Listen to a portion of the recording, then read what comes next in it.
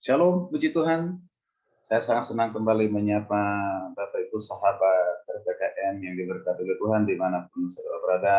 Doa dan harapan saya, Bapak Ibu diberkati oleh Tuhan dan senantiasa hidup berkecukupan bahkan berkelimpahan. Diberkati dalam setiap langkah kehidupannya. Haleluya, puji Tuhan. Kembali bersama-sama kita akan diberkati dengan renungan pengajaran Terus Misteri atau RPKM. Dengan topik renungan dalam kesempatan ini adalah menghakimi orang lain adalah pembunuh secara rohani. Wow, luar biasa. Ya, sekali lagi menghakimi orang lain adalah pembunuh ya secara rohani. Nah, sebelumnya kita akan baca satu firman Tuhan. Jadi nas pembacaan firman Tuhan diambil dari Lukas 19 ayat 1 sampai yang ke-10. Lukas 19 ayat 1 sampai 10, silakan dibaca. Saya akan baca khususnya ayat yang kedua, berkata demikian. Di situ ada seorang bernama Sakeus. Sakeus, kepala pemungut cukai, dan ia seorang kaya. Sekali lagi, di situ ada seorang bernama siapa? Sakeus. Siapa, apa pekerjaannya? Kepala pemungut cukai, dan ia dikatakan seorang yang kaya. Ya. Jadi kalau salah, arti dari Sakeus itu adalah ya maha, atau dikatakan adalah kudus ataupun suci, ya, bukan maha, ya, suci atau kudus. Oke, Bapak Ibu dikasih Tuhan, sahabat RPKM yang diberkati oleh Tuhan, mari kita perhatikan sebenarnya siapa ini Sakeus, ya. Ya, nah ini bersama-sama. Ya, sejak zaman dahulu, saudara kasih Tuhan, ya hingga sekarang ini, ya, seorang pemungut cukai ataupun pemungut pajak itu selalu menimbulkan image yang negatif, ya. Seorang selalu berpikir negatif terhadap orang bekerja sebagai pemungut cukai atau pemungut pajak ini, ya. Jadi itu di depan mata banyak orang, kira-kira seperti itu, ya. Nah, mari kita perhatikan bersama-sama ketika Kristus menumpang di rumahnya Sakeus yang adalah kepala pemungut cukai, ya. Kalau dikatakan di ayat ke-7b, ya, semua orang yang melihat hal itu bersungut-sungut, katanya, ia menumpang di rumah orang berdosa. Jadi ketika Yesus menumpang di rumahnya Sakeus, yang orang kaya itu, kepala pemungut cukai itu, orang-orang Farisi ahli Taurat bersungut-sungut, katanya ia menumpang di rumah orang berdosa. Nah, sekalipun Sakeus sudah bertobat, sudah ngasih Tuhan dari pekerjaannya, tetapi semua orang masih saja menilai dan mencapnya sebagai orang berdosa, atau mungkin orang paling berdosa. Ya. Mereka selalu membesar-besarkan kesalahan atau dosa-dosa yang pernah dilakukan oleh Sakeus. Ya, perbuatannya selama ini, dan menganggap diri mereka sendiri yang paling baik, paling benar, tanpa cacat celah. Sahabat RPKM, bukankah ada banyak orang yang masih senang sekarang ini, yang masih senang menghakimi, atau tadi dikatakan dalam tanda kutip pembunuh rohani bagi sesamanya. Karena apa? Karena melihat kesalahan seseorang di masa lalu, ya.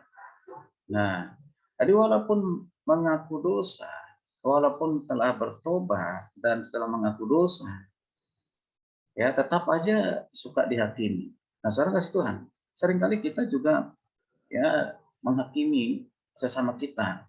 Ya, baik kita mungkin yang sudah melayani dalam pekerjaan Tuhan, yaitu masih tetap suka memfitnah, menghakimi, ya, mendeskripsikan orang lain, ya, merendahkan orang lain. Nah, sering kita sadar atau tidak, itu kita sampaikan kepada orang lain secara pribadi, mungkin menjadi kutipan pada saat kita khotbah menyerang orang tertentu, atau sekalipun mungkin tidak menyebut nama orang tertentu, ya, tapi di kepala kita ada nama orang, ya kan, gitu, ya. Mengapa? Karena mungkin kita pernah dendam, sakit hati, kecewa, ya, sehingga kita mencoba menghakiminya, ya, melalui khotbah kita ataupun perkataan langsung kepada orang lain. Nah, itu sama halnya Bapak Ibu dan kasih Tuhan dengan apa? Dengan membunuh karakter seseorang, membunuh secara rohani. Ya, tentunya orang-orang yang menghakimi Sakeus, ya Sakeus yang perlu diselamatkan, ya, Karena hatinya masih dipenuhi oleh kejahatan. Jadi siapa yang menghakimi Sakeus ini? Itu hatinya masih penuh dengan kejahatan sekalipun menganggap dia paling suci, paling kudus. Padahal Tuhan mengasihi orang berdosa supaya orang berdosa diselamatkan. Yesus datang bukan untuk orang yang benar, tetapi datang untuk orang berdosa supaya dibenarkan.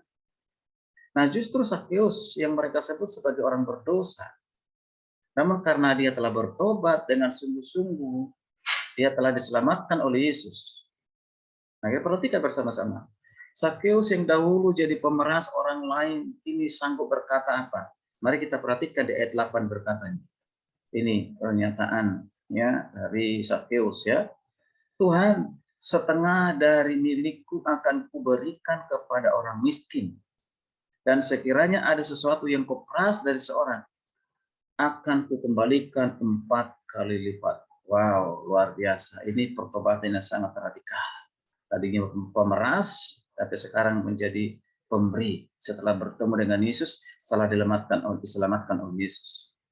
Harus perhatikan, pertemuan Sakeus dengan Kristus menjadi titik balik bagi kehidupan Sakeus. Ia meninggalkan cara hidupnya yang lama dan benar-benar diubahkan menjadi ciptaan baru. Luar biasa puji Tuhan. Nah, kita baca di ayat 9 berkata demikian. Yesus berkata demikian ya. Hari ini telah terjadi keselamatan kepada rumah ini. Karena orang ini pun anak Abraham. Luar biasa, Yesus mengaruniakan keselamatan atau menyelamatkan kepala pemungut cukai namanya Sakeus ya, dari segala kejahatannya, dari segala keberdosaannya diubah oleh Tuhan. Jadi Bapak Ibu kasih Tuhan, di akhir renungan ini saya mau menyampaikan, janganlah kita mudah menghakimi orang lain atau melihat kesalahan orang lain, karena kita ini juga tidak luput dari kesalahan. Ya sekali lagi, kita ini tidak luput dari kesalahan. Seringkali saya menyampaikan, ya jangan kita lebih cerdas melihat kesalahan kekurangan orang lain, tapi bodoh melihat kekurangan kelemahan kita. Seharusnya terbalik ya. Cerdaslah kita melihat segala kekurangan kesalahan kita. Bodohlah kita melihat kekurangan kesalahan orang lain, dalam arti jangan suka menghakimi orang lain. Firman Tuhan sangat tegas mengatakan dalam Injil Matius 7 ayat yang ketiga berkata demikian. Mengapakah engkau melihat selumbar di mata saudaramu, sedangkan balok di dalam matamu tidak engkau ketahui? Ini teguran yang luar biasa. Seringkali kita hanya melihat kesalahan-kesalahan orang lain, tapi engkau tidak pernah melihat kesalahan kekurangan. Kadang-kadang orang membela orang ya, yang membela orang yang sudah salah, ya karena itu saudaranya, karena itu satu komunitas dengan dirinya, tetap dibela aja. Padahal udah salah. Lalu orang lain yang pernah ya dikecewakan, mengecewakan, ya, nah itu dihakimi juga kan gitu. Luar biasa, hati-hati Bapak Ibu sekalian. Mari di akhir renungan ini saya menyampaikan, siapapun diri kita, ya siapapun diri kita, entah kita itu pendeta, hamba Tuhan, ya seorang ya, pendeta, doktor, ya orang terdidik yang tahu banyak Alkitab, jangan pernah merendahkan orang lain. Jangan pernah merendahkan orang lain. Dan bahkan berani mengatakan bahwa aku pun adalah orang berdosa. Bahwa aku pun banyak kesalahan, kekurangan. Tetaplah rendah hati. Ya, tugas kita hanya menegur, memotivasi, membawa dia semakin dekat kepada Tuhan, bukan menghakimi. Itu tugas dan tanggung jawab Tuhan untuk menghakimi. Jangan ambil alih tugas daripada Tuhan. Shalom, kiranya ini belum menjadi berkat bagi kita semuanya. Shalom, haleluya, amin.